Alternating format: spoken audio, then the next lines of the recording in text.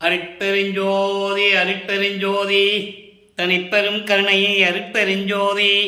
எல்லா உயிர்களும் இன்புற்று வாழ்க, வள்ளல் மலரடி வாழ்க வாழ்க, கொல்லா விரதம் குவளை எல்லாம் ஓங்குக, நல்லோ நினைத்த நலம் பெறுக, நன்றி நினைத்த எல்லோரும் வாழ்க இசைந்து. உலக மக்களே, அறிவார்ந்த அன்பர்களே, ஆண்மநேய ஒருமைப்பாடுடைய அன்பர்களே, அருட்பெருஞ்சோதி ஆண்டவருடைய திருவிளையாடல்களை பார்த்து கொண்டிருக்கிறோம். அருட்பெருஞ்சோதி ஆண்டவர் கலியுகத்தினுடைய கடைசி கட்டத்தில் திருவிளையாடல் செய்து கொண்டிருக்கிறார். அதற்கான காரணங்கள் உண்டு. பிரபஞ்சம் தோன்றிய காலத்திலிருந்தே ஏற்பட்ட 4 யுகங்களிலுமே, கிரேத யுகம், திரேத யுகம், துவார யுகம், கலியுகம், இந்த 4 யுகங்களிலுமே பிரம்மன், திருமால், ருத்திரன், மகேஸ்வரன், சதாசிவம் போன்றவர்களுடைய பத தலைவர்களுடைய ஆட்சி காலம் நடந்து கொண்டிருந்தது. இந்த உலகங்களை படைத்து உலகங்களுக்கு தேவையான பத தலைவர்களை படைத்து அவர்களுக்கு தேவையான தொழில்களை கொடுத்து, பிரம்மன் படைக்கும் தொழில், திருமால் காக்கும் தொழில், ருத்திரன் அளிக்கும் தொழில், மகேஸ்வரன் மறைத்தல், சதாசிவம் அருளர், இப்படி 5 தொழில்களையும் செய்வதற்கு 5 பத தலைவர்களையும் படைத்து இந்த பிரபஞ்சத்தை இயக்குமாறு கட்டளையிட்டார் அருட்பெருஞ்சோதி ஆண்டவர். அதற்கான உண்மைகள் எல்லாம் திருவெட்பாவிலே பாடல்களிலே உண்டு, அகவலிலே கூட உண்டு. அருட்பெருஞ்சோதி அகவலிலே தெளிவாக நமக்கு அள்ளியிருக்கிறார்கள் பிள்ளை பெருமானவர்கள். சிருட்டி தலைவரை, சிருட்டி அண்டங்களை அருள் திரள் வகுத்த அருட்பெருஞ்சோதி.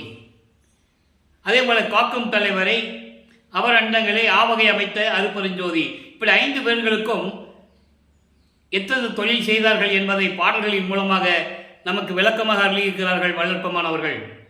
காரணம், அருட்பெருஞ்சோதி ஆண்டவர் தான் ஆதியும் அந்தமில்லா தோன்றிய இறைவன், சுயமாக தோன்றிய இறைவன்.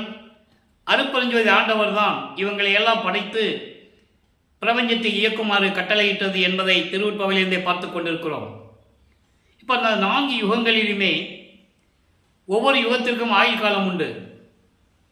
கிரேத யுகத்திற்கு 17,28,000 வருடங்கள், திரேத யுகத்திற்கு 12,96,000 வருடங்கள், துவார யுகத்துக்கு 8,64,000 வருடங்கள், கலியுகத்திற்கு 5,000 வருடங்கள்.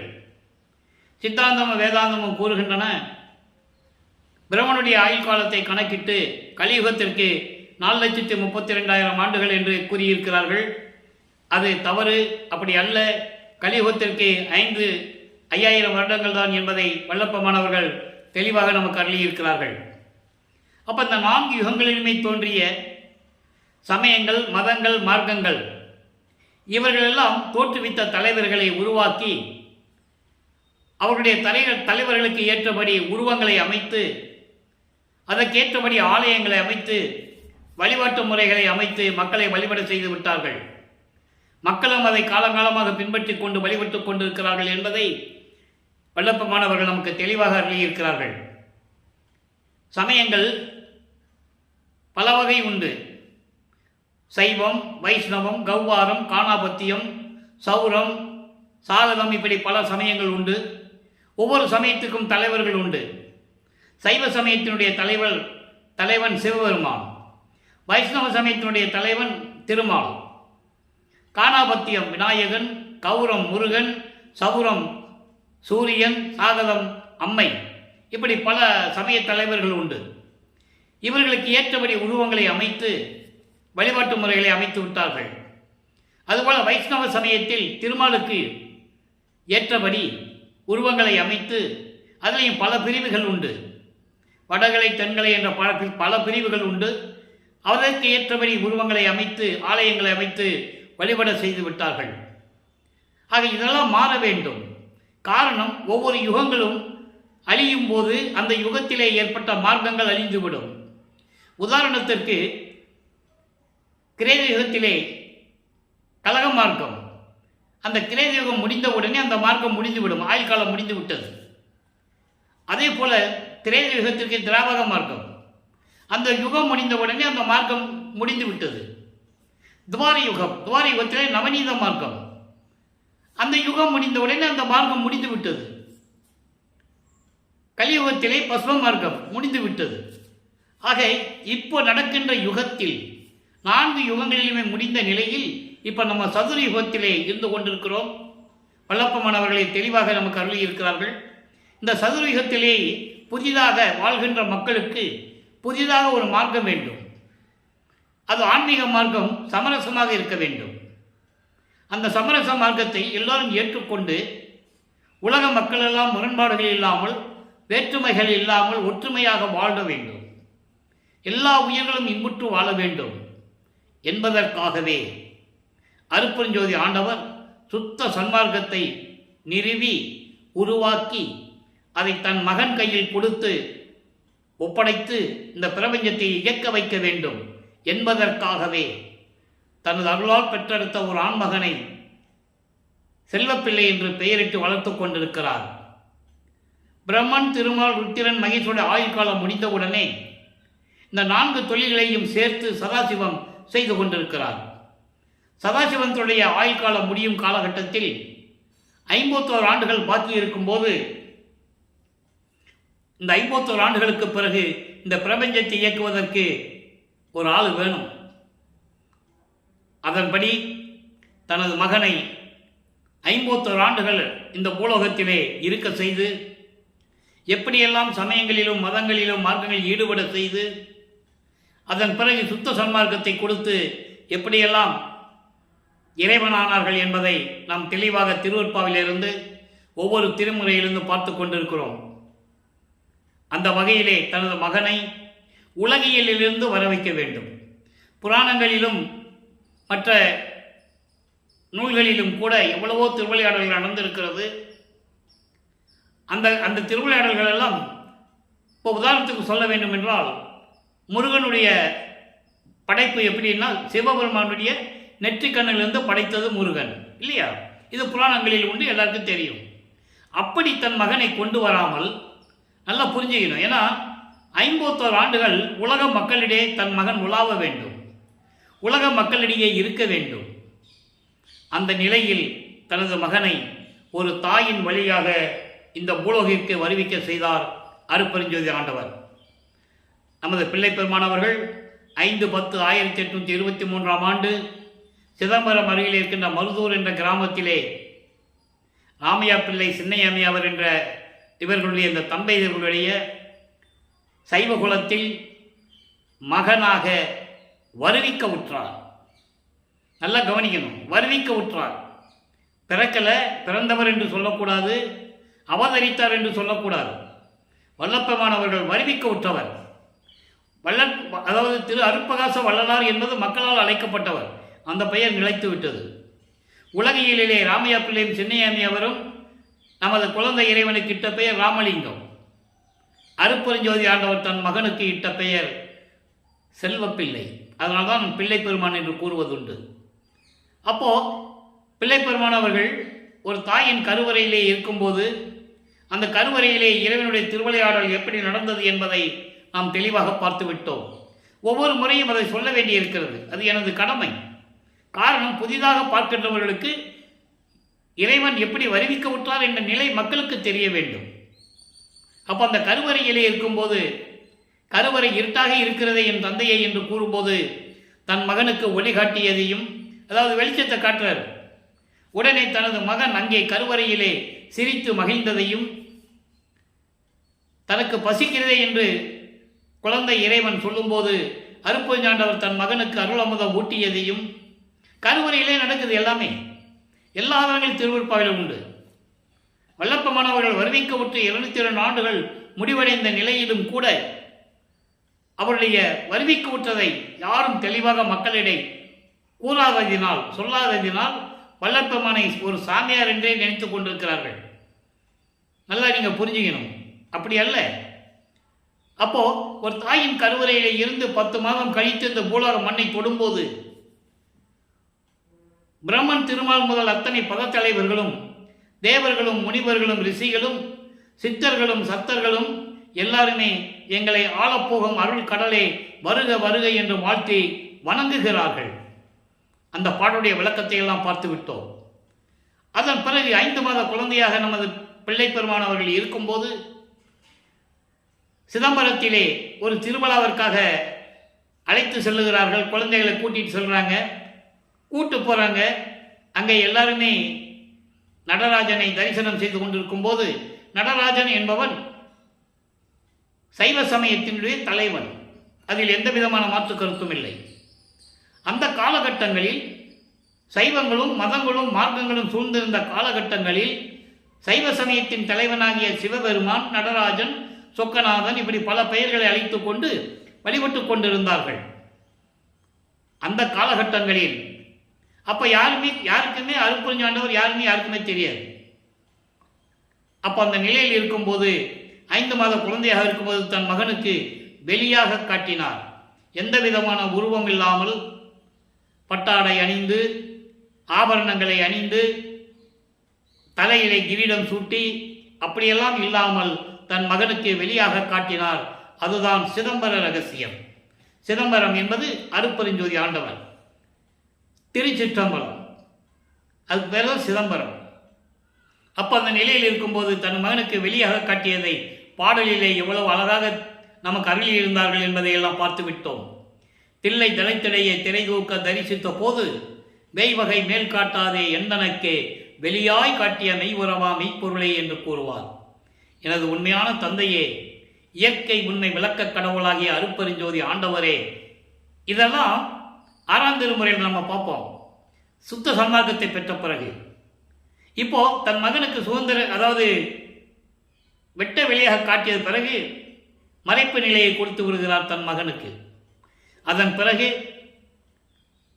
தனது மகனுக்கு ராமையா பிள்ளை அவர்களும் சின்னையம்மை அவர்களும் ராமையா பிள்ளையன் அவர்களின் குலதெய்வமாகிய ராமலிங்கேஸ்வரர் கோயில் என்ற ஒரு கோயில் பின்னலூர் என்ற ஒரு கிராமத்திலே இருக்கிறது. மருதூர் பக்கத்திலே ஒரு கிராமம், பின்னலூர் என்ற ஒரு கிராமம். இப்பவும் அந்த கோயில் இருக்கு. அங்கே போனால் நீங்கள் எல்லா ஊரையும் தெரிஞ்சுக்கலாம். அங்கதான் நமது பிள்ளை பெருமான் அவர்களுக்கு ராமலிங்கம் என்று பெயரிட்டதும், சைவ சமயின் சடங்குகளாகிய மொட்டை போடுறது, காது குத்துறது, கடுக்காம் போடுறது எல்லாம் அங்கே தான் நடந்தது. அப்போவே இறைவன்கிட்ட சொல்லிட்டார், இந்த கடுக்கான நீ தான் வந்து கழட்டணும்னு. அதனுடைய விளக்கங்களையும் நம்ம பின்னால் பார்க்க போகிறோம். ஏற்கனவே ஒரு தடவை விளக்கங்கள் கொடுத்துருக்கிறேன். அப்போ இந்த நிலைகள் இருக்கும்போது அப்போ தான் அந்த கடுக்கான திருடன் வந்து கலர்த்தது. திருடன் வந்தது அருட்பெருஞ்சோதி ஆண்டவர். ஏன்னா மகனுக்கு சுத்த சன்மார்க்கம் கொடுக்கும்போது சைவ சமயத்தினுடைய அடையாளம் எதுவுமே இருக்கக்கூடாது, சடங்குகள் சம்பிரதாயங்களால் இருக்கக்கூடாது. அந்த விளக்கங்களை எல்லாம் நாம் ஏற்கனவே பார்த்து விட்டோம். இப்போ இந்த நிலையில் இருக்கும்போது ராமையா பிள்ளை அவர்கள் காலமான உடனே சின்னைமையார் அவர்கள் 5 குழந்தைகளையும் அழைத்து கொண்டு, ஏற்கனவே உங்களுக்கு 4 குழந்தைங்க இருக்கிறாங்க, 2 ஆண் 2 பெண். அங்கே பொன்னேரி பக்கத்தில் சின்னக்காவனம் என்ற ஒரு கிராமத்திற்கு செல்லுகிறார்கள். அதான் நம்ம பிறந்த ஊர், அந்த கிராமம். அங்கே சில காரணங்களால் இருக்க முடியவில்லை. சென்னையில் வந்து குடியேறுகிறார்கள். சென்னையிலே 7 கிணறு பகுதியிலே வீராசாமி முதலியார் தெரு என்ற இடத்திலே குடியேறுகிறார்கள். இப்போ அது பேர் வள்ளலார் நகர்னு பேர். அப்போ நமது குழந்தை இறைவன் வளர்ந்து கொண்டிருக்கிறார். அருட்பெருஞ்சோதி ஆண்டவர் 1823ஆம் ஆண்டு தொடங்கிய திருவிளையாடல் 30/1/1874 இரவு 12 மணி வரையிலும் 51 ஆண்டுகள் திருவிளையாடல் செய்து கொண்டிருக்கிறார். இந்த 51 ஆண்டுகளையும் 8 ஆண்டுகளாக பிரித்து 6 பிரித்து 6 48. கடைசி 3 வருஷம்தான் அங்கே மேட்டுக்குப்பத்தில் சித்தி வளாகத்தில் என்ன நடந்தது என்பதை பின்னால் பார்க்க போகிறோம். அப்போ தன் மகனுக்கு 8 ஆண்டுகளில் எப்படியெல்லாம் அருளை கொடுத்தார், ஆட்கொண்டார் என்பதை திருவிற்பாவையிலே பார்த்து கொண்டிருக்கிறோம். நமது குழந்தை இறைவன் வளர்ந்து கொண்டிருக்கிறார். பள்ளியில் சேர்க்கணும், கொண்டு சேர்க்குறாங்க. பள்ளியில் அவளால் படிக்க முடியல, பள்ளிக்கூடத்தில் இருக்க முடியல. காரணம், இறைவனுடைய திருவிளையாடல் நடக்கங்க. தனது மகன், நான் ஏற்கனவே கூறியது போல, தனது மகன் இந்த உலகியல் படிப்பு, இந்த சந்தை படிப்பை படிக்கக்கூடாது. 2வது, தன் மகன் யாரையும் குருவாக ஏற்றுக்கொள்ளக்கூடாது.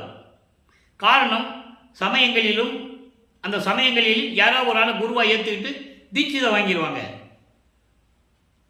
நீங்கள் கேள்விப்பட்டிருப்பீங்க, தீட்சிதை வாங்குறத கேள்விப்பட்டிருப்பீங்க. தனது மகன் யாரையும் குருவாக ஏற்றுக்கூடாது என்ற நிலையில் வல்லப்பமன் அவர்கள் தன் மகனிடம் திருவிளையாடல் செய்து கொண்டிருக்கிறார். ஆக ஸ்கூலில் படிக்க முடியாது வந்துட்டார். வீட்டில் பிரச்சனைகள், திட்டுகள், ஏச்சுகள், ஏளன பேச்சுகள் எல்லாம் தாங்கிட்டு இருக்கிறார். அப்போ அவர் மனநிலை அப்படி இருக்கிறது. 8 வயசு குழந்தைக்கு என்ன தெரியும், நினைச்சு பாருங்க. அப்போ அவருக்கு தனிமையான ஒரு இடம் தேவைப்படுகிறது. அப்போதான் கந்தகோட்டம் என்ற இடத்திலே போய் தனிமையிலே இருந்து கொண்டிருக்கிறார். காலையில் எந்திரிச்சு வீட்டை விட்டு போயிடுறது, எல்லாரும் தூங்கின பிறகு அங்கேருந்து வர்றது. அப்போ இங்கே வீட்டில் இருக்க தேடுவாங்கல்ல, குழந்தை ராமலிங்கத்தை காணுமே, சாப்பிட்டானா சாப்பிடலையான்னு தெரியலையே, இப்படியெல்லாம் தேடும்போது அவங்களுக்கு கோபம் வரதானே செய்யும். அது இயற்கை தானே. ஒரு குடும்பத்தில் ஒரு பிள்ளை அப்படி இருந்ததுன்னா கோபம் வரதான் செய்யும், திட்டுவாங்க, எல்லாம் பண்ணுவாங்க. ஆக இந்த நிலையில் இருக்கும்போது 9வது ஆண்டில் 2வது எட்டில் அடியெடுத்து வைக்கிறார் பிள்ளை பெருமான் அவர்கள். 2வது எட்டிலே என்பது 9வது ஆண்டில் தொடக்கம். 9வது ஆண்டிலிருந்து 16 ஆண்டுகளுக்குள் அந்த 8 ஆண்டுகளில் என்ன நடந்தது என்பதை திருவெட்பாவிலிருந்து 1ஆம் திருமுறையிலிருந்து 6ஆம் திருமுறை வரைக்கும் ஒவ்வொரு பதிகத்தில் இருக்கின்ற பாடல்களின் மூலமாக பார்த்து கொண்டிருக்கிறோம். இப்போ 9வது ஆண்டில் அருட்பெருஞ்சாண்டவர் அவர் முன் தோன்றி, மகனே, நீ என்னால் வருவிக்க உற்றவன், நீ எனது மகன், உனக்கு ஞானத்தை தருகிறேன், பெற்றுக்கொள். காரண காரியங்கள் எல்லாம் முன்பருவம் பின்பருவம் காட்டி உனக்கு அருள் செய்வேன் என்று கூறி மறைந்து விடுகிறார். இப்போ வல்லப்பமானவர்களுக்கு இறைவனால் வருவிக்க உற்றவன் என்ற நிலை தெரியும், இறைவனுடைய மகன் என்று தெரியும். ஆனால் வெளியே யார்ட்டையும் சொல்ல முடியாது, சொல்லவும் கூடாது. அந்த நிலையில் இருக்கும்போது 9வது ஆண்டிலிருந்து 12 ஆண்டுகளுக்குள் 1ஆம் திருமுறை உருவாகிறது. 1ஆம் திருமுறை 8 பதிகங்கள்: திருவடி புகழ்ச்சி, விண்ணப்ப கலிவெண்பா, நெஞ்சறிவுறுத்தல், சிவநேச வெண்பா, மகாதேவ மாலை. மகாதேவ மாலையெல்லாம் 100 பாடல்கள் அருமையாக இருக்கும். அதுக்கு ஏற்கனவே இந்த அடியேன், இந்த வள்ளலார் ஊழியன் ஏற்கனவே விளக்கங்கள் கொடுத்துருக்கிறேன். நம்ம யூடியூப்பில் போனால் நீங்கள் பார்த்துக்கலாம். இன்னொரு முறையும் தர வேண்டிய ஒரு சூழ்நிலை இருக்கிறது. இறைவனுடைய திருவிளையாடல் சொல்லும்போது அதையும் சொல்ல வேண்டிய காலகட்டத்தில் இருக்கிறேன். அதன் பிறகு திருவருள் முறையீடு 232 பாடலுடைய விளக்கங்களை பார்த்து விட்டோம். அதன் பிறகு வடிவடைய மாணிக்க மாலையை இப்போ பார்த்துக்கிட்டு இருக்கோம். அதுக்கப்புறம் இங்கித மாலை இருக்கிறது. இப்போ திருவருள் முறையீடிலே சிவபெருமானை பற்றி பாடுகிறார். ஏன்னா அப்போ சமயங்களும் இந்த மதங்களும் மார்க்கங்களும் சூழ்ந்திருந்ததனால் சைவ சமயத்துடைய தலைவன் சிவபெருமான் தான் இறைவன் என்ற நிலையில் சங்கற்ப விகற்பங்களில் ஈடுபட்டு கொண்டு, அதாவது சைவ சமயத்தின் அடையாளமாகிய திருநீரை பூசிக்கொண்டு உத்தராட்ச மாலையை போட்டுக்கொண்டு சிவபெருமானை வழிபட்டு கொண்டிருக்கிறார். நமச்சிவாயா, சிவாய நம, ஓம் சிவாயா, சிவசிவாய் என்று சொல்லி சிவபெருமானை வழிபட்டு கொண்டிருக்கிறார். அந்த பாடல்களுடைய விளக்கங்களை எல்லாம் பார்த்து விட்டோம். இப்போ சிவபெருமானை பற்றி பாடியாச்சு. எந்த விதமான அருளையும் கிடைக்கவில்லை, பெற முடியவில்லை, எந்த விதமான பலனும் இல்லை. ஒருவேளை அம்மையை பற்றி பாடினால் ஏதாவது அருளை பெறலாமோ என்று சொல்லி அந்த பரிதவிப்பில், அந்த இயக்கத்தில் வடிவடைமனை பற்றி பாடுகிறார். வடிவடை மாணிக்க மாலை உருவாகிறது. மொத்தம் 100 பாடல்கள். இதுவரை 54 பாடல்களை பார்த்திருக்கிறோம். இன்று 55வது பாடல். நல்ல கவனிங்க. இப்போ வல்லப்பமானவர்கள் அந்த நிலையில் இருந்து கொண்டு எப்படியெல்லாம் அம்மனை பாடுகிறார் என்பதை பார்க்க போகிறோம். செய்யகம் ஓங்கும் திருவொற்றியூரில் சிவபெருமான் மெய்யகம் ஓங்கும் நல் அன்பே, நின்பால் அன்பு மேவுகின்றோர் கையகம் ஓங்கும் கனியே, தனிமை கதி நெறியே, வையகம் ஓங்கும் மருந்தே, வடிவுடை மாணிக்கமே. இதற்கு முன்னால் பார்த்த பாடல்களிலே விளக்கங்களின் ஒரு சுருக்கம். வடிவுடைமனை பற்றி பாடும்போது சொல்லுவார், என் தாயே, நானும் உன் மகன்தானே, உனது கணவன் சிவபெருமானால் நான் வருவிக்க உற்றவன் தானே, எனக்கு ஏன் அருளை கொடுக்கவில்லை? முருகனை ஒரு பக்கமும் விநாயகனை ஒரு பக்கமும் வைத்துக்கொண்டு மகிழ்ந்து கொண்டிருக்கிறீர்கள். நானும் உனது மகன்தானே, எனக்கு ஏன் அருளை கொடுக்கவில்லை என்று கேட்பார். அந்த நிலையில் இருந்து கொண்டு இந்த பாடலில் அதை குறிப்பிடுகிறார். காரணம், திருவொற்றியூரில் அருளோடு விளங்கி கொண்டிருக்கின்ற சிவபெருமானின் உள்ளத்திலே விளங்கி கொண்டிருக்கின்ற என் அன்பான தாயே, என் அன்பான தாயே, என் அம்மையே, நின்பால் அன்பு மேவுகின்றோர், உன்னிடம் அன்பு கொண்டவர்களின் உள்ளங்களில் விளங்கி கொண்டிருக்கின்ற என் அம்மையே, உள்ளங்கையில் நெல்லிக்கனி போல் இருந்து கொண்டிருக்கின்ற கனியே, நெல்லிக்கனி போன்றிருக்கின்ற இறைவனே, என் அம்மையே, தனி மெய்கதி நெறியே, அதாவது அடைக்கலம் தருவதற்கு மெஞ்ஞான நெறிகளை கொண்ட என் அம்மையே, இந்த பூலோகத்தில் விளங்கி கொண்டிருக்கின்ற மருந்து போன்ற என் தாயே, உயிர்களுக்கெல்லாம் மருந்து போன்று விளங்கி கொண்டிருக்கின்ற என் தாயே, வடிவுடை மாணிக்கமே, நானது உன் மகன்தானே, எனக்கு ஏன் வந்து இன்னும் அருளவில்லை என்று கேட்பார். ஆக இப்படியெல்லாம் முறையீடுகள் நடந்து கொண்டிருக்கிறது. இப்போ வல்லப்பமானவர்கள் ஞானத்தை பெற்ற பிறகு 13வது ஆண்டிலே வருவிக்கவுற்று 13வது ஆண்டிலே நான் ஏற்கனவே கூறியிருக்கிறேன். வல்லப்பமானை பற்றி பேசும்போது அவரை வயதை பற்றி குறிப்பிடவே கூடாது. அவர் இறைவன், இறைவனாகவே வருவிக்க உற்றவர். எதற்காக வருவிக்க உற்றார் என்ற விளக்கங்களையெல்லாம் நாம் பார்த்து கொண்டிருக்கிறோம். ஆன்ற சன்மார்க்கம் அணிபெற என்னைத்தான் ஈன்று அமுதளித்த இனிய நற்றாயை என்று கூறுவார். சுத்த சன்மார்க்கத்தை உலக மக்களிடம் பரப்புவதற்காகத்தான் என்னை உன் அருளால் பெற்றெடுத்து இந்த பூலோகத்திற்கு அனுப்பி வைத்த தாய் போன்ற அன்புள்ளம் கொண்ட தாய் போன்ற இறைவனே என்று கூறுவார். இதெல்லாம் விளக்கங்கள் உண்டு. கற்பனையாகவோ கதையாகவோ சொல்லப்பட்டது அல்ல. இறைவனுடைய விளக்கங்கள் அருளிய பாடல்களிலிருந்து இந்த வள்ளலார் ஊழியர் உங்களுக்கு கூறிக்கொண்டிருக்கிறேன். அடுத்து சொல்றார் பாருங்க, இப்படிப்பட்ட என் அன்னையை என்று கூறிவிட்டு 13வது ஆண்டிலே முதன் முதலாக திருவொற்றியூர் செல்லுகிறார். அவர்கள் குடியிருந்த பகுதியிலிருந்து வீரசாமி முதலியார் தெருவிலிருந்து ஏழுகணர் பகுதியிலிருந்து திருவொற்றியூருக்கு நடந்துதான் செல்ல வேண்டும். 13 ஆண்டுகள் நிறைவடைந்த நிலையில் நமது பிள்ளை பெருமான் அவர்கள் அங்கே திருவொற்றியூர் செல்லுகிறார். அங்கே தியாகராஜ பெருமானை பற்றி எப்படியெல்லாம் பாடினார் என்பதை 2ஆம் திருமுறையிலிருந்து பார்த்து விட்டோம். 2ஆம் திருமுறை உருவானது 113 பதிகங்கள், 1207 பாடல்கள். இதுவரையிலும் நாம் 26 பதிகங்களுடைய பாடல்களை விளக்கங்களை பார்த்திருக்கிறோம். அதனுடைய சுருக்கம், ஏன்னால் சுருக்கத்தை சொன்னால்தான், இதற்கு முன்னால் என்ன நடந்தது என்று சொன்னால்தான் அடுத்து சொல்லுவதற்கு நீங்களெல்லாம் புரிந்து கொள்வதற்கு எளிமையாக இருக்கும். அது தினமும் சொல்ல வேண்டிய ஒரு காலகட்டம். அந்த நிலையில் இருக்கும்போது இப்போ திருவொற்றியூரில் போய் சிவபெருமானை அதாவது தியாகராஜ பெருமானை வழிபடுவார். எந்த விதமான பலனும் இல்லை. உடனே திருமுல்லை வாயிலுக்கு செல்லுவார். ஒரு எதிர்பார்ப்பு, ஒருவேளை திருமுல்லை வாயிலுக்கு சென்றால் அங்கே அருளை பெற்றுவிடலாமோ என்று சொல்லி திருமுல்லை வாயிலுக்கு செல்லுவார்.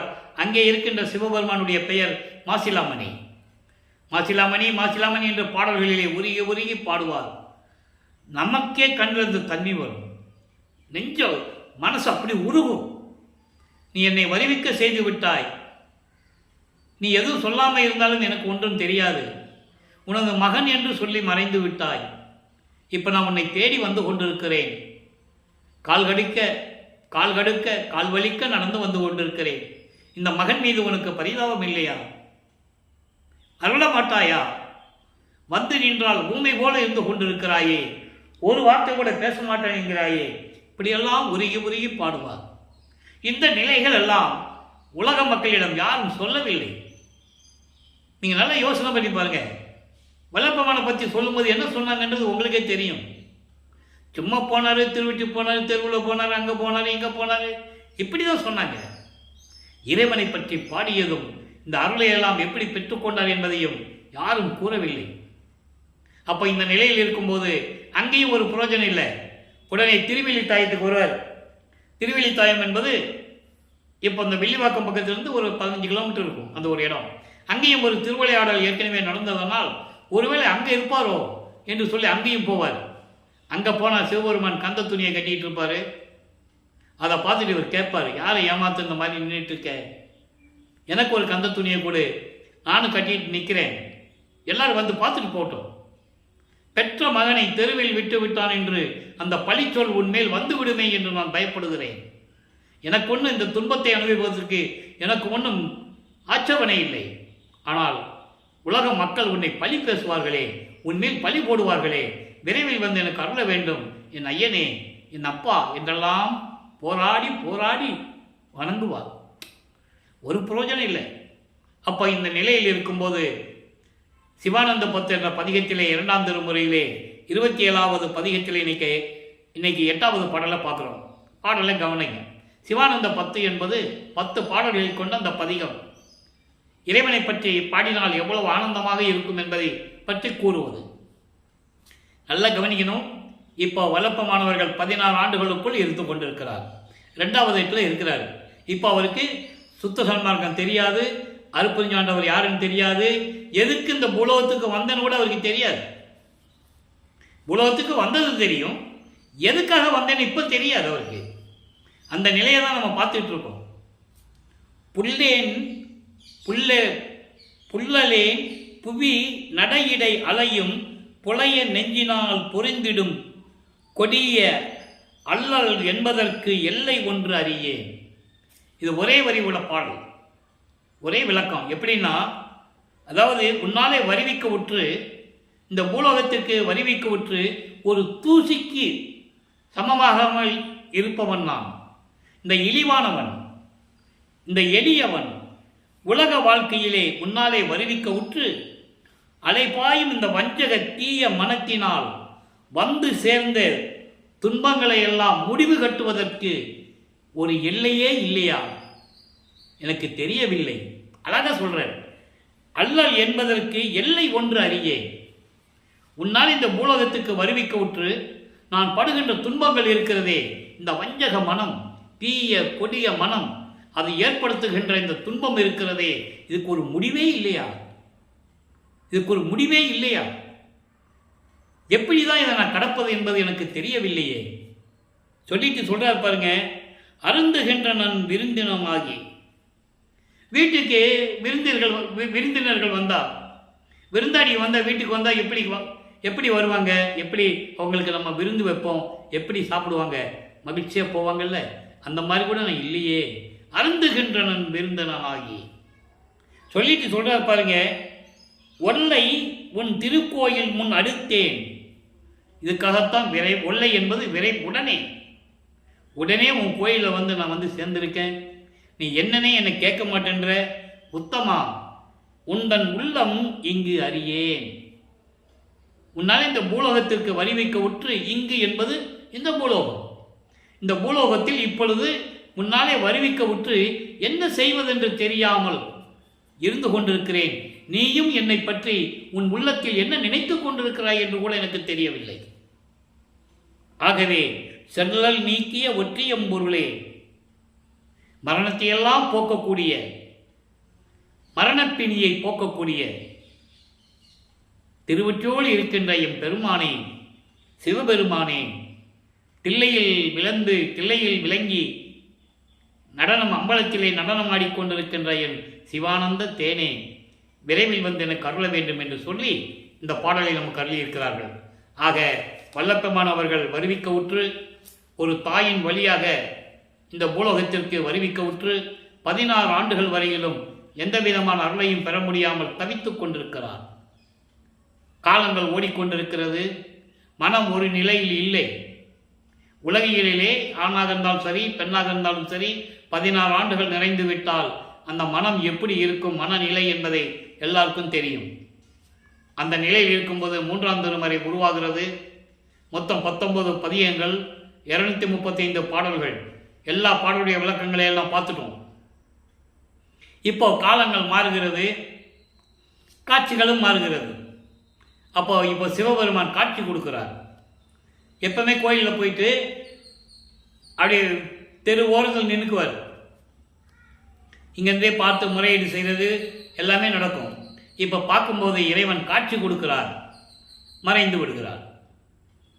அப்போ இவருக்கு ஒரு சந்தோஷம், இப்போ காட்சியாவது கொடுக்குறானே. அப்போ அவர் மனதில் ஒரு உறுதி கிடைச்சிருது அவருக்கு. எப்படினாலும் நம்ம அருளை பெறப்போறன்ற ஒரு நம்பிக்கை வந்துச்சு அவருக்கு. இருந்தாலும் அதுக்கப்புறம் பவனி வரும்போதெல்லாம் தெருவாக போய் நிற்பார். ஆனால் வந்து இறைவன் வந்து பேசுறது இல்லை.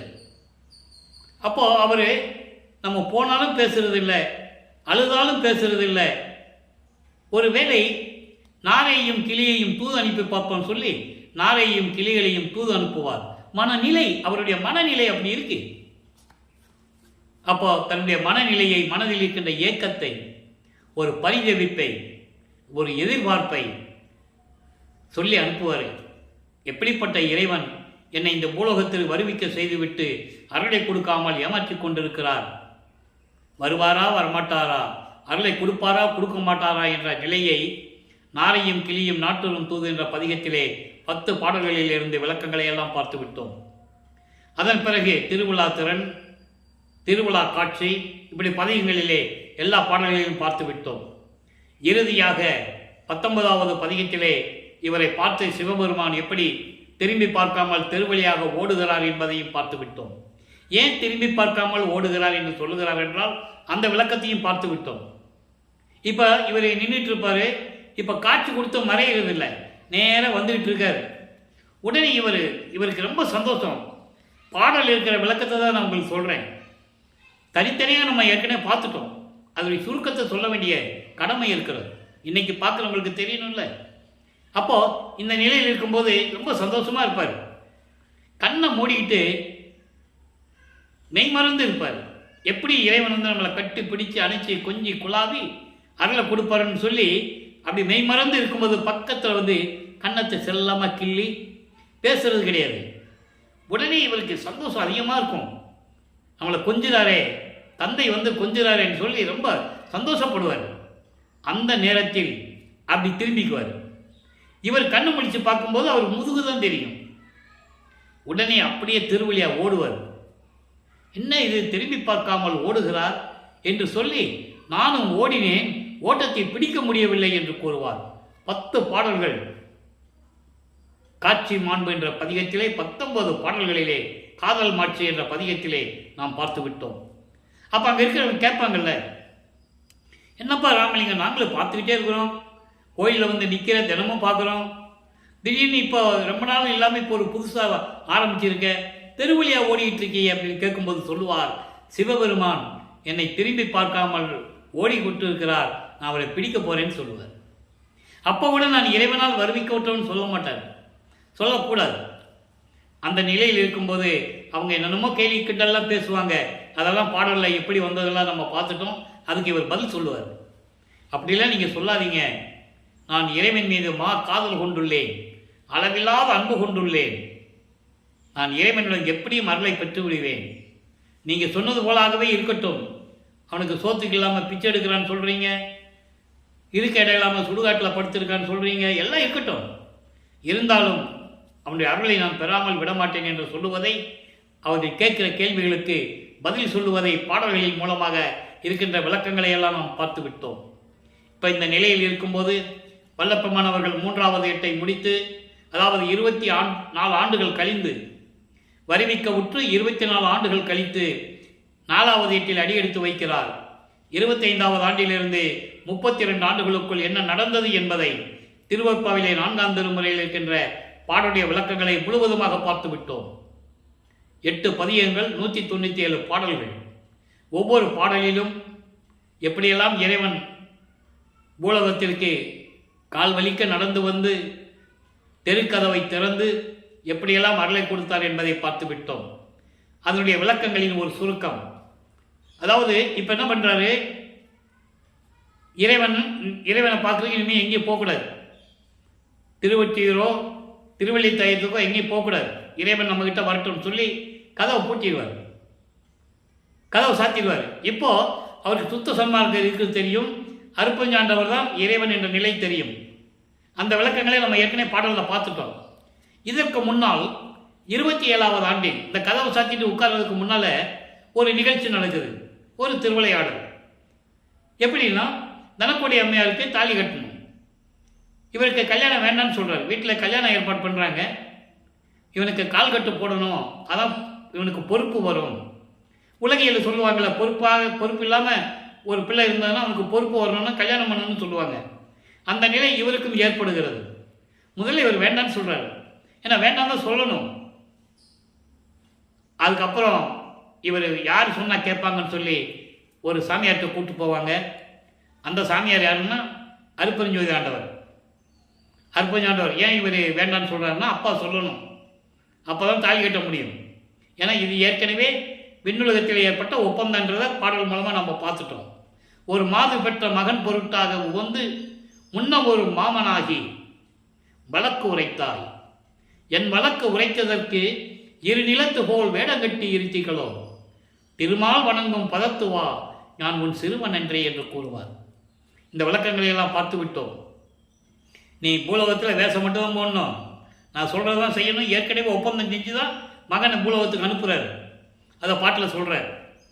அப்போது அந்த அம்மையாருக்கு அந்த திருமண நிகழ்ச்சியிலே பிரம்மன் திருமால் போன்ற வானவர்களும் இதை முக்கியமாக சொல்லணும். ஏன்னா அவருடைய தாலி கட்டினாருன்னு சொன்னாங்களே தவிர அங்கே என்ன திருவிளையாடல் நடந்ததுன்னு மக்கள்கிட்ட யார் சொல்லலை. நல்லா புரிஞ்சுக்கணும் நீங்கள். அதனால தான் இந்த வள்ளலார் ஊழியன் நான் பாட்டில் இருக்கிற விளக்கத்தை உங்களுக்கு நான் சொல்லிகிட்டு இருக்கேன். கல்யாணம் பண்ணது உண்மை, எந்த சூழ்நிலை அங்கே இருந்தது, வல்லப்பெருமான் யார் முதல்ல மக்களுக்கு சொல்லணும்ல. அப்போ அந்த திருமணத்தின் போது பிரம்மன் திருமால் ருத்திரனெல்லாம் உட்கார்ந்துருக்காங்க வாழ்த்துவார். விட்லாச்சாரிய படத்தில் பார்த்துருப்பீங்க, இந்த புராண படங்கள்லாம் உங்களுக்கு இங்கே பார்த்துருப்பீங்க. அப்படியே விண்ணுலகத்திலிருந்து பூலகத்துக்கு வர்றது, வாழ்த்துறது மற்றவங்க கண்களுக்கு தெரியாது. அது அந்த நிலையில் இருக்கும்போது வல்லப்பெருமான் அவர்கள் தனக்குடையமையாருக்கு திருமாங்கல்யம் பூட்டி, அதாவது தாலி கட்டி விமோசனத்தை காட்டி அந்த அம்மாவுடைய கர்ம வினைகளெல்லாம் ஊழ்வினை வினைகளெல்லாம் நீக்கி மோட்ச வீட்டை காட்டுகிறார். அந்த அம்மாவுக்கு அப்போ தெரியும், அந்த ஒரு நொடி பொழுது அந்த அம்மாவுக்கு தெரியும். அதன் பிறகு அந்த அம்மாவுக்கு மறைப்பு நிலை. இந்த நிலைகள் இருக்கும்போது தாலி கட்டி இந்த வேலையெல்லாம் முடிச்சுட்டு பற்றுகளை துறந்து உலக வாழ்க்கையை துறந்து சமயங்கள் மதங்கள் மார்க்கங்கள் போன்ற நெறிமுறைகளை எல்லாம் துறந்து விட்டு சரியக்கிரிய யோகம் என்ற 12 நிலைகளையும் கடந்து,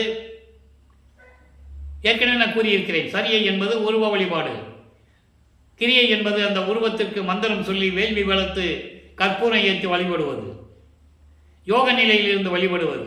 இந்த 12 நிலைகளும் சமயங்களிலும் மதங்களிலும் மார்க்கங்களிலும் உண்டு. அது சைவ சமயம் இருந்தாலும் சரி, வைஷ்ணவ சமயம் இருந்தாலும் சரி, எந்த சமயம் இருந்தாலும் அந்த வழிபாடுகள் அதில் உண்டு. சுத்த சன்மார்க்கத்துக்கு கிடையாது. ஆக சைவ சமயத்தின் அடையாளமாகிய திருநீர் பூசுவதை நிறுத்திவிட்டு அப்பாவை வாங்கிட்டு சொல்றாரு, மகன் இனிமே உனக்கு இது தேவையில்லை. அந்த திருவிளையாடலை பார்த்ததை நம்ம ஏற்கனவே பிரசாத மாலையில் பார்த்துட்டோம். எல்லாருக்கும் திருநீர் கொடுத்துட்டு வருவார். அங்கே திருவிளையாடல் நடக்கும். ஒரு அடியார் இடத்துல அங்கே இருக்கிறவங்களுக்கெல்லாம் திருநீர் கொடுப்பார். சாமியார் திருநீர் கொடுக்குறாங்கன்னு சொல்லி எல்லாம் வாங்குவாங்க. இவருக்கு மட்டும்தான் தெரியும். இவரும் போய் வாங்க போவார், கையை நீட்டுவார். அவர் சிரிச்சுக்கிட்டே சொல்லுவார், மகனே இனிமேல் இது உனக்கு தேவையில்லை, இனிமேல் இது உனக்கு தேவையில்லை, இந்த சங்கற்ப விகற்பங்கள்லாம் உனக்கு தேவையில்லை, ஏற்கனவே உனக்கு முத்தேகத்தை கொடுத்து விட்டேன் என்ற விளக்கங்களையெல்லாம் நம்ம ஏற்கனவே பார்த்துட்டோம்.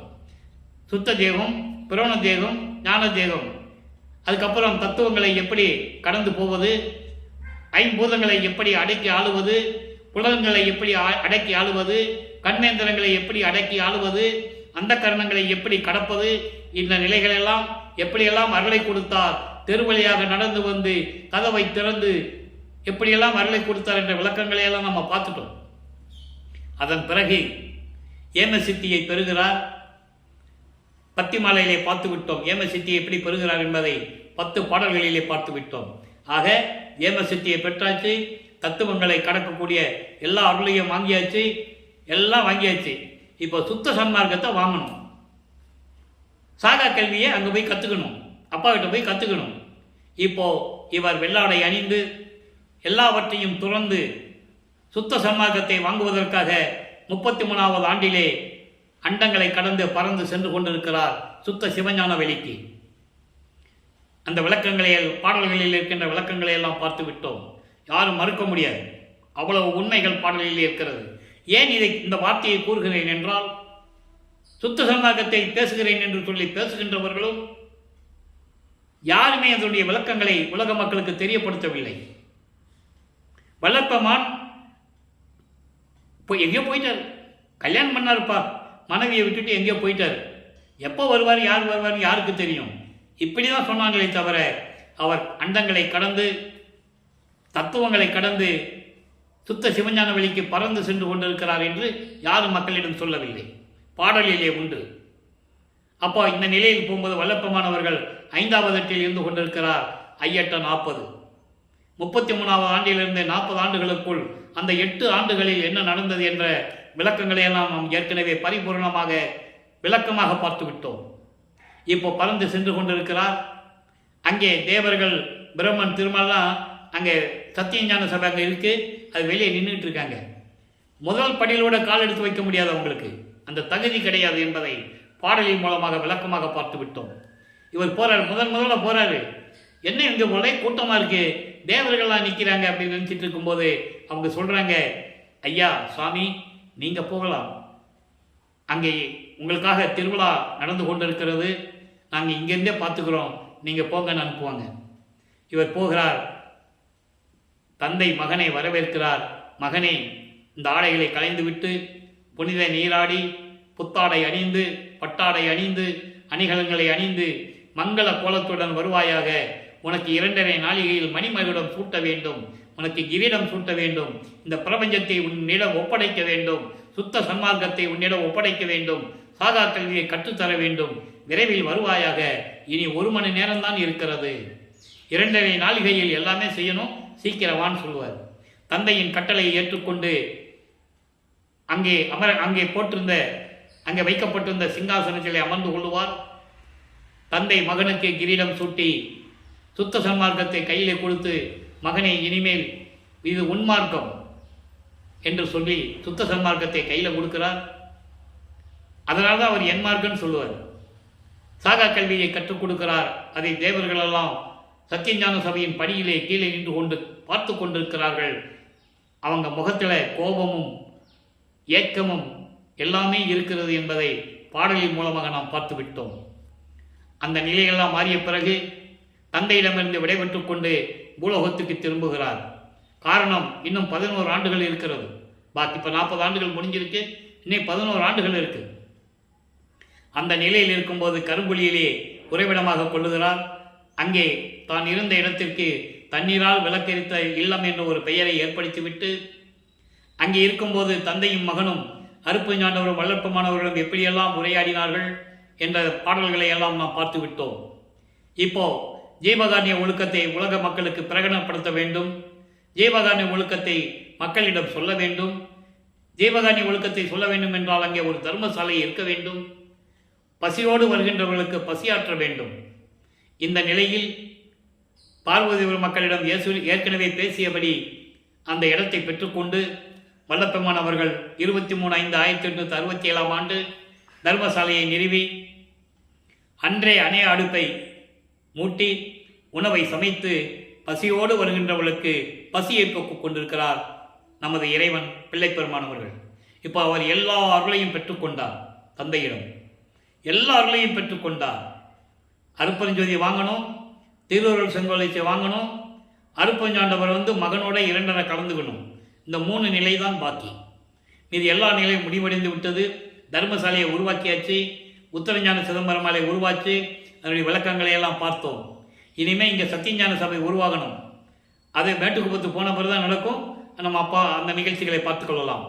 இப்போது 1869 ஆண்டு ஆறுமுக நாவலார் எப்படி கோர்ட்டிலே வழக்கு தொடர்ந்தார், நீதிமன்றத்திலே வழக்கு தொடர்ந்து முத்துசாமியர் என்ற ஒரு வழக்கறிஞரை வைத்து எப்படி வக்காலத்து வாங்கி வழக்கு தொடர்ந்தார் என்பதையும், அங்கே நமது பிள்ளைப்பெருமான் அவர்கள் நீதிபதிக்கு காட்சி கொடுத்த பிறகு திருவொட்பாவை மறுப்பா என்று அறிவிக்க முடியாது என்ற தீர்ப்பை வழங்கியதையும் எல்லா விவரங்களையும் நாம் பார்த்துவிட்டோம்.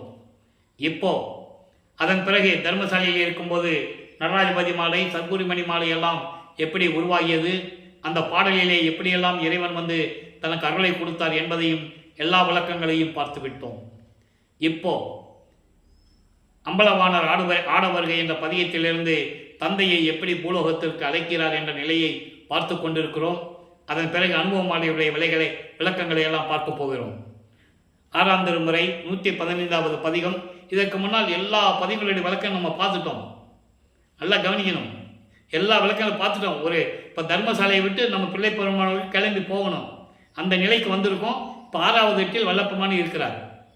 41வது ஆண்டிலிருந்து 48 ஆண்டுகளுக்குள் என்ன நடந்தது, குறிப்பாக தர்மசாலையிலே 44வது ஆண்டிலிருந்து 47 ஆண்டுகளுக்குள் என்ன நடந்தது என்பதுதான் இப்போ நம்ம லைவாக பார்த்துக்கிட்டு இருக்கோம். அப்போ இந்த நேரத்தில் அவர் அம்பலவாணர் வருகையில் எப்படி இறைவனை அழைக்கிறார் என்பதை நாம் பார்த்து கொண்டிருக்கிறோம். நல்லா கவனிங்க. ஏற்கனவே நடராஜன் வேறு, நடராஜபதி வேறு என்ற நிலைகளெல்லாம் நாம் பார்த்து விட்டோம். இப்போ அம்பலவாணர் ஆட வருகையில் இன்னைக்கு 6வது பாடலில் என்ன சொல்றான்னு பார்க்கணும். எளிமையான வரி விளக்கம் எவ்வளவு வேணா பேசலாம். சன்மார்க்க நெறி வைத்தீர், சாகாத வரம் தந்தீர், கல்மார்க்க மனம் கரைத்தீர், கண் இசைந்த கணவரே நீர் ஆடவாரே. இறைவனை கணவர் என்று சொல்லுகிறார். காரணம், தன்னை மனைவியாகவும் இறைவனை கணவனாகவும் வர்ணனை செய்து இந்த பாடலை நமக்கு அருளியிருக்கிறார்கள். காரணம், காதலை சொல்ல வேண்டும் என்றால் அங்கே ஒரு ஆணும் பெண்ணும் இருக்க வேண்டும். அப்போதான் அந்த காதல் இனிமையாக இருக்கும். அந்த நிலையில் இருந்து கொண்டு இந்த பாடலை நமக்கு அருளியிருக்கிறார்கள். நல்ல கவனிங்க. சன்மார்க்க நெறி வைத்தீர், சுத்த சன்மார்க்க நெறியில் என்னை வைத்தீர், சாகாத வரம் தந்தீர் சொல்லிட்டாரா? அப்போ நான் சாகாத வரம் எப்போ கிடைக்கும்? மரணமில்லா பெருவாழ்வு எப்போ கிடைக்கும்? சுத்த சன்மார்க்கத்தில் இருந்தால் தான் கிடைக்கும். அப்போ சுத்த சன்மார்க்கம்னா என்ன? சமயங்களையும் மதங்களையும் மார்க்கங்களையும் சார்ந்து இருக்கக்கூடாது. இங்கே வந்துட்டு சிவாய நம நமச்சிவாய சிவபெருமன் சொல்லக்கூடாது, திருநூறு பூசக்கூடாது. ஏன்னா அது சைவ சமயத்தின் அடையாளம். அதான் தெளிவாக சொல்கிறார். சன்மார்க்க நெறி வைத்தீர், சாகாத வரம் தந்தீர். அதை தான் சொல்லுவார். இன்னும் ஞான சரியை நம்ம வரல, இன்னும் பெண்டிங்கில் இருக்கிறதெல்லாம் நிலுவையில் இருக்கு. கொடிப்பாட்டு, பேர் உபதேசம், சுத்த சன்மார்க்கக்கூடிய ஏற்றுனது, ஞான சரியை, அதெல்லாம் நம்ம மேட்டுக்குப்பம் போகும்போது சொல்லுவோம். இறைவனும் தாந்தையும் மகனும் மேட்டுக்குப்பத்து போகும்போது எனக்கு நம்ம சொல்லுவோம். அங்கே சொல்லுவார் முதல் பாடலே, மரணமில்லா பெருவாழ்வில் வாழ்ந்தில்லாம் கண்டீர். நினைந்து நினைந்து எப்படி சொல்வாரு? மன நெகிழ்ந்து நெகிழ்ந்து, ஊற்றலும் கண்ணீர் அதனால் உடம்பு நனைந்து நனைந்து, அன்பு நிறைந்து நிறைந்து. எப்படி நினைந்து நினைந்து, அன்பு நிறைந்து நிறைந்து. அந்த பாடலாம் ரொம்ப அருமையாக இருக்கும். அதில் சொல்லுவார், ஏத்துனாம் அம்பின் உலகில் மரணமில்லா பெருவாழ்வில் வாழ்ந்திடலாம் கண்டேன். நினைந்து நினைந்து, உணர்ந்து உணர்ந்து, நெகிழ்ந்து நெகிழ்ந்து, அன்பு நிறைந்து நிறைந்து, ஊற்றலும் கண்ணீர் அதனால் உடம்பு நனைந்து நனைந்து. இறைவனை எப்படி கூப்பிட சொல்றாரு? அருளமுதே, நன்னிதியே, ஞான நடத்தரசே, அருப்பெருஞ்சோதி. இப்படிதான் கூப்பிடணும். இங்கே சிவபெருமான நமச்சிவாயன் சொன்னாரா? சொல்லிட்டா சுத்த சன்மார்க்கம் இல்லை அது. அப்படியெல்லாம் இறைவனை கூப்பிட்டு ஏத்துனாம் வம்பின், வனைந்து வனைந்து ஏத்துனாம் வம்பின், போற்றி போற்றி வணங்கிடும். வாங்க, வம்பின்னா வாங்கன்னு அர்த்தம். எங்கே கூப்பிடுறாரு?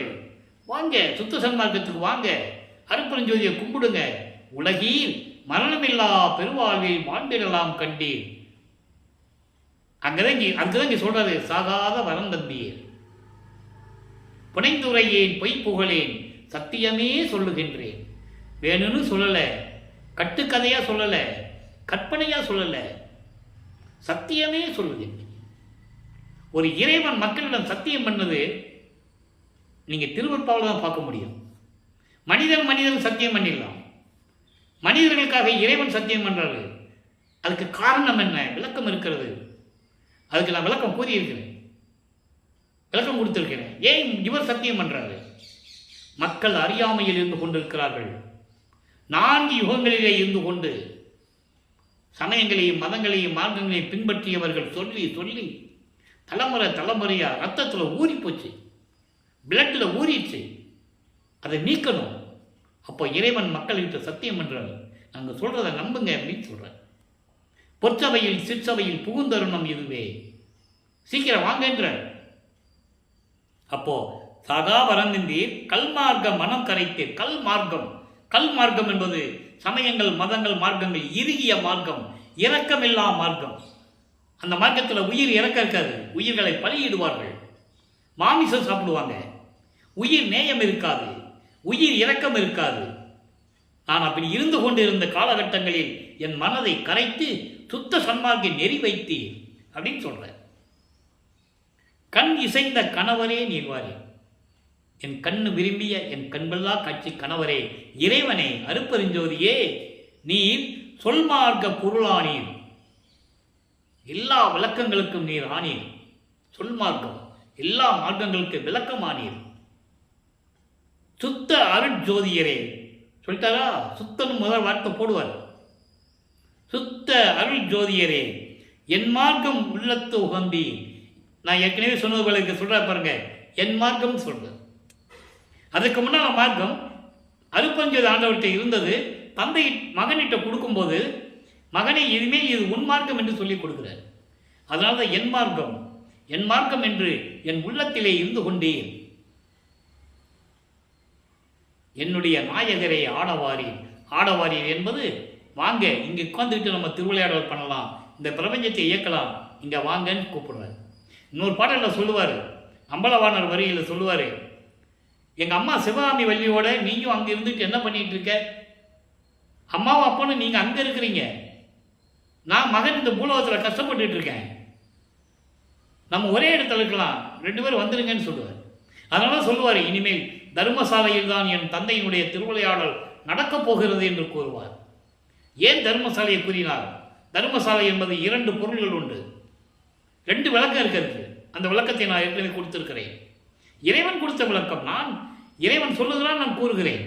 எனக்கு தமிழ் இலக்கண இலக்கியம்லாம் தெரியாது. இறைவன் கொடுத்த விளக்கத்தினால் 6 திருமுறைகளுக்கு விளக்கம் எழுதி வைத்திருக்கிறேன். என்னிடம் இருக்கிறது, மூட்டை கடிச்சு இவ்வளோ உயரத்தில் வச்சுருக்கேன். சதுரகிரியில் 3 வருஷம் உட்கார வச்சு எனக்கு விளக்கம் கொடுத்தது. அப்போது தர்மசாலை என்பது ஒன்று பசியை போக்குகின்ற இடம், ஜீவகாணி ஒழுக்கம் விளங்கக்கூடிய இடம். 2வது தர்மசாலை என்பது சுத்த சன்மார்க்க நெறி. சாலை என்பது நெறி. சில இடத்துல வீதின்னு கூட சொல்லுவார், அந்த வீதியிலே என்று சொல்லுவார். ஆக சுத்த சன்மார்க்க நெறி என்று ஒரு பொருள் உண்டு, அதுக்கும் தர்மசாலை என்றுதான் பெயர். ஆக அப்படியெல்லாம் இருக்கின்ற இறைவனே என்னோடு ஆடவாரீர் என்று சொல்லி முடிக்கிறார். அடுத்து அனுபவ மாலை 147வது பதிகம், அனுபவ மாலை என்ற 55வது பாடல். பாடல் நல்லா கவனிங்க, அற்புதமான பாடல். எந்த இலக்கண இலக்கியத்திலும் கிடையாது, எல்லாம் போற்றி போற்றி பாடினார்கள். பூமியில் பிறந்தாங்க, ஒரு காலகட்டத்தில் சிவபெருமான் வந்து ஆட்கொண்டார். இது சமயங்களில் இருக்கின்ற நிகழ்ச்சிகள். அதனால் பாடுகின்ற ஞானத்தை பெற்றார்கள், போற்றி போற்றி என்று பாடினார்கள், இறைவனை அருளை பெற்றார்கள், முத்தி அடைந்தார்கள். அதோடு முடிஞ்சு போச்சு. அது தெளிவாக சொல்கிறாரு திருவந்தியார் பதியத்தில் 64வது பதியத்தில் தெளிவாக சொல்கிறார். நான் ஒருத்தந்தான் முத்திக்கு அப்புறம் ஒரு இலை இருக்குது எனக்கு தெரியும், ஞான சித்தின்னு ஒன்று இருக்குன்னு சொல்லுவார். அகவல்லியை சொல்லுவார், முத்தி என்பது நிலை முந்துரு சாதனம். முத்திக்கு அப்புறம் ஒரு சாதனம் இருக்கு. அடுத்த வரியிலே சொல்லுவார், சித்தி என்பது நிலை சேர்ந்த அனுபவம், கடவுள் நிலை என்ற அம்மையமாகக்கூடிய நிலை சித்தி என்பது. அதை தான் இங்கே சொல்ல போறார். நல்லா கவனிங்க. நடம்புரிவார் திருமேனி வண்ணம், அதை நான் போய் நன்கு அறிந்து வந்து உனக்கு நவிழ்வேன் என்கின்றாய். அதாவது தலைவியும் தோழியும் பேசுகிறாங்க கணவனை பற்றி. நல்லா புரிஞ்சுக்கணும். தலைவி தோழியிடம் பேசுகிறார், யாரை பற்றி? தலைவனை பற்றி. அது உலக மக்களுக்கு சொல்கிறாரு. என்ன சொல்கிறாரு பாருங்க. தோழி சொல்கிறா தலைவிகிட்ட, நீ வந்து எப்போ பார்த்தாலும் என் கணவருக்கு நான் பார்க்க போனேன், சுத்த சிவஞான வெளிக்கு போனேன் அப்படின்னு சொல்லிட்டு இருக்கியே, நீ இரு, நான் போய் பார்த்துட்டு வந்து சொல்கிறேன் அப்படின்னு தோழி சொல்லுவாள். அதை நான் போய் நன்கு அறிந்து வந்து உனக்கு நவிழ்வேன் என்கின்றாய். அந்த நிலை வேண்டாம், உன்னால் முடியாது. அடுத்து சொல்கிறார், இடம்பலம் இங்கு அறியாயே, உனக்கு நல்லது கெட்டது இங்கே தெரியாது, இடது எந்த பக்கம் வலது எந்த பக்கம்னு கூட உனக்கு தெரியாது. நீ போய் என்னுடைய கணவரை நடனம் பார்த்துட்டு வந்து என்கிட்ட வந்து சொல்லுவியா? நீ உன்னால் முடியுமா? இடம் நலம் இங்கு அறியாயே, நீயோ உனக்கு என்னன்னே தெரியாது, நீயோ நண்பது, நீ போய் என் கணவர் எழில் வண்ணம் தெரிந்து உரைப்பாயா?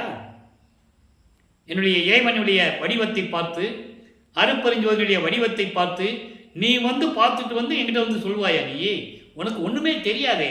தோழி என்பது மனம், உள்ளத்தை சொல்கிறது. நீயே குரங்கு மாதிரி தாவி கொண்டு இருக்கிறவ, நீ வந்து போய் சுத்த சிவஞானியில் போய் எனது கணவர் எனது இறைவன் அருப்பஞ்சாண்டவர் நடனம் ஆகிறத பார்த்துட்டு வந்து எப்படிப்பட்ட நிலை என்பது நீ வந்து எனக்கு சொல்ல போறியா? உன்னால் முடியுமா? நீயோ என் கணவர் எழில் வண்ணம் தெளிந்து உரைப்பாய். அடுத்து சொல்றா பாருங்க, அதான் இசைமறை ஆகமங்கள் திடம் வட நாம் தெரிதும் என சென்று தனித்தனியே திருவண்ணம் கண்டலவே. வேதங்களும் ஆகமங்களும், ரிக்வேதம், யசுர்வேதம், சாமவேதம், அதர்வண வேதங்களும் ஆகமங்களும் 28 சைவ நூல்கள் இருக்கின்றன. இந்த வேதங்களும் ஆகமங்களும் தனித்தனியாக போய் பார்த்து கூட இறைவனை பார்க்க முடியல. சிவசிவா என்று பார்க்க முடியாம சிவசிவா என்று நல்லா கவனிக்கணும். இங்க அருட்பெருஞ்சோதி சொல்லல. அதுங்க வேதங்களும் ஆகமங்களும் அருட்பெருஞ்சோதின்னு சொல்ல முடியாது. நீங்க அந்த வேறுபாடை நல்லா நீங்க புரிஞ்சுக்கணும். வேதங்களும் ஆகமங்களும் சமயங்களையும் மார்க்கங்களையும் சார்ந்தது. அதை சிவசிவான்னு தான் சொல்ல முடியும். வேதங்களும் ஆகமங்களும் அருட்பெருஞ்சோதின்னு சொல்ல முடியாது. அதனால சொல்றாரு, சிவசிவா என்று அங்கே கடம் பெறும் கல் உண்டு என்ன மயங்குகின்றவாறு. கடம் பெரும் கல் உண்டு. ஒரு குடத்தை கல் குடிச்சா எப்படி இருக்கும்? போதை போதை மயக்கம் எப்படி இருக்கும்? ஒரு குடம் கல் குடித்தது போல நிலை தடுமாறி இந்த வேதங்களும் ஆகமங்களும் எனது கணவரின் எனது இறைவனின் அருட்பெருஞ்சாண்டவருடைய எழில் தன்மையை, அந்த அருள் பாங்கை, அருள் வடிவத்தை பார்க்க முடியாமல் மயங்கி கொண்டிருக்கின்றன. எப்படி ஒரு குடம் கல் குடிச்சா எப்படி இருக்கும் அந்த போதை, அந்த மாதிரி அந்த போதையில் இருந்து கொண்டு இருக்கிறார்கள். அவங்களே பார்க்கல, உனக்கு பார்த்தும் தெரியல, கேட்டாவது தெரிஞ்சுக்கோ. நான் சொல்றேன்ல, கேட்டாவது தெரிஞ்சுக்கோன்னு சொல்றேன். இதனுடைய மைய கருத்து என்னவென்றால், உலக மக்களுக்கு தெரிவிக்கிறார், உலக மக்களே, நான் ஒருவன் தான் அருட்பெருஞ்சோதி ஆண்டவருடைய திருவிளையாடலையும் அவருடைய அருள் நடனத்தையும் சுத்த சிவஞான வழியிலே நான் பார்த்து கொண்டு வந்தவன். அப்படிப்பட்ட ஒரு நிலையை வேதங்களாக இருந்தாலும் சரி, ஆகமங்களாக இருந்தாலும் சரி, யாராக இருந்தாலும் சரி, இறைவனுடைய நிலையை யாரும் கண்டதில்லை. தனித்தனியாக சென்று அலைந்து கொண்டிருக்கிறார்கள். பார்க்காமல் கண்ணீர் விட்டு அழுது புலம்பிக் கொண்டிருக்கிறார்கள் என்பதை மகாதேவமலையில் ஒரு பாடலில் சொல்லுவார். அந்த பாடலை நான் சொல்ல கடமைப்பட்டிருக்கிறேன். அவங்க எப்படி இருக்கிறாங்களாம்? வேதங்களும் ஆகமங்களும் ஒரு பானை கல் குடிச்சா எப்படி போதை வருமோ அந்த மயக்கத்தில் இருந்து கொண்டிருக்கிறார்கள். எனவே உலக மக்களே, உங்களால் பார்க்க முடியாது, நான் சொல்லுகிறேன், கேட்டாவது தெரிந்து கொள்ளுங்கள் என்ற ஒரு நிலையை இந்த பாடலிலே நமக்கு அருளி இருக்கிறார்கள் என்பதை நீங்கள் புரிந்து கொள்ள வேண்டும். மகாதேவமலையில் 5ஆம் பதிகம் அதை பார்க்க போகிறோம். ஏற்கனவே நான் விளக்கம் கொடுத்துருக்கிறேன். நம்ம யூடியூப் சேனலில் போனால் நீங்கள் பார்த்துக்கலாம். 4 ஆண்டுகளாக இது வரைக்கும் கிட்டத்தட்ட 1100 வீடியோ போட்டிருக்கேன். நீங்கள் பார்க்கலாம். இன்னும் 3 வருஷம் பேச வேண்டியது இருக்குது. அப்போ இந்த நிலையில் இருக்கும்போது அந்த மகாதேவமலையில் 60ஆவது பாட்டில் சொல்லுவார், உருத்திரர் பிரம்மர் நாரணர் விண்ணோர் வேந்தன். விண்ணோர் வேந்தன்னா இந்திரன், ருத்திரன், பிரம்ம, நாராயணன், விண்ணோர் வேந்தன், உருகரிடர், காந்தரவர், இயக்கர், பூதர், மருத்துவர், யோகியர், சித்தர், முனிவர்கள் எல்லாமே சொல்லுவாருங்க. எல்லாரும் அதாவது மனத்தால் கருத்தால் தேடி அலைந்து பார்க்க முடியாம தனித்தனியாக சென்று வேதங்களை வினவ. அதனால இங்க சொல்றாரு, தனித்தனியே. அந்த பாடலுக்கு 6ஆம் திருமுறையில் லிங்க் இருக்கு. தனித்தனியே சென்று வேதங்களை வினவ. இந்த பிரம்மனும் ருத்திரனும் இவங்கெல்லாம் சேர்ந்து போகல, வெக்கப்படுறாங்களாம். நம்ம எல்லாரும் சேர்ந்து போனோம், ஒருத்தனுக்கு ஒருத்தனு தெரியாம தான் போகணும். தெரிஞ்சு போனோம்னா ருத்திரன் நம்மளை மதிக்க மாட்டான், நாராயணன் பிரம்மனை மதிக்க மாட்டான், பிரம்மன் இந்திரனை மதிக்க மாட்டான். இப்படி ஒரு தாழ்வு மனப்பான்மை அவங்களுக்கு உண்டு. அந்த தாழ்வு மனப்பான்மையில் ஒன்னா போகாம தனித்தனியாக போறாங்க. தனித்தனியாக சென்று வேதங்களை வினவ மனத்தால் நினைத்து கருத்தழிந்து இறைவனை பார்க்கணும் மனசால் நினைச்சு முடியாம தனித்தனியாக போறாங்க. ருத்திரனுக்கு தெரியாம பிரம்மன் போறது, பிரம்மனுக்கு தெரியாம நாராயணன் போறது, நாராயணனுக்கு தெரியாம இந்திரன் போறது. இப்படி ஒருத்தருக்கு தெரியாம தனித்தனியே சென்று வேதங்களை வினவ மற்றவையும் காணாம் என்று வருத்தமுற்று புலம்பி அங்கு அவரோடு புலம்பி நின்ற வஞ்ச வெளியே. தெளிவா சொல்றாரு மகாதேவமலையில. அதான் இங்க சொல்றாரு, அவங்கெல்லாம் தனித்தனியா எங்ககிட்ட சொன்னாங்க, நாங்களும் தனித்தனியாக தான் போனோம். ரிக்வேதம் ஒரு பக்கம் போகுது, யசுரு சாமவேதம் அதர்வேன வேதங்கள் எல்லாம் தனித்தனியா போய் பார்க்க போகுது. போய் முடியல, அவங்களே முடியல, நீ போய் பார்த்துருவியா? அதான் உலக மக்களுக்கு சொல்றாரு, நான் சொல்லுவதை கேளுங்கள் உலக மக்களே. இறைவன் எப்படிப்பட்டவன் தெரியுமா? அந்த நிலையில் இறைவன் இருந்து கொண்டிருக்கிறார். அப்படிப்பட்ட இறைவனிடம் நான் அருளை பெற்றுக்கொண்டு விளங்கி கொண்டிருக்கிறேன். எல்லாரும் சுத்த சன்மார்க்கத்துக்கு வாருங்கள். சுத்த சன்மார்க்கத்துக்கு வந்தால் உங்கள் வாழ்வு மேம்படும். இன்புற்று வாழலாம், மகிழ்வோடு வாழலாம், நோயற்ற வாழ்வில் வாழலாம், மரணமில்லா பெருவாழ்வில் வாழலாம். இறைவனுடைய அருளையெல்லாம் பெற்றுக்கொண்டு செல்வங்களை பெற்றுக்கொண்டு நீங்கள் செல்வ செழிப்போடு இந்த வையகத்திலே வாழலாம் என்று சொல்லி உலக மக்களை அழைக்கிறார். ஏன்னா அவங்களுக்கு தெரியாது, அறியாமையில் இருந்து கொண்டிருக்கிறார்கள். யாரும் சொல்லலையே, இதற்கு முன்னாலேயும் சொல்லல. இறைவன் அருப்பஞ்சாண்டவர், அதாவது வல்லப்பமானவர்கள் இறைவனான பிறகு கூட சொல்லல. அவர் இறைவன் ஆனார் என்று கூட சொல்லல. ரூம்ல போய் கதவை சாத்திட்டு மறைஞ்சிட்டாருன்னு சொல்லிட்டாங்க. அதனால் ஏகப்பட்ட பிரச்சனைகள், சந்தேகங்கள், இதுக்கெல்லாம் இப்ப நம்ம விளக்கம் சொல்ல வேண்டியிருக்கு. இறைவன் ஆயிட்டாருன்னா பிரச்சனையே இல்லை. அவர் தந்தை வந்தாரு, அருப்பஞ்சாண்ட வந்தாரு, மகனோட கலந்தாரு, இறைவன் ஆயிட்டாரு, முடிஞ்சு போச்சு.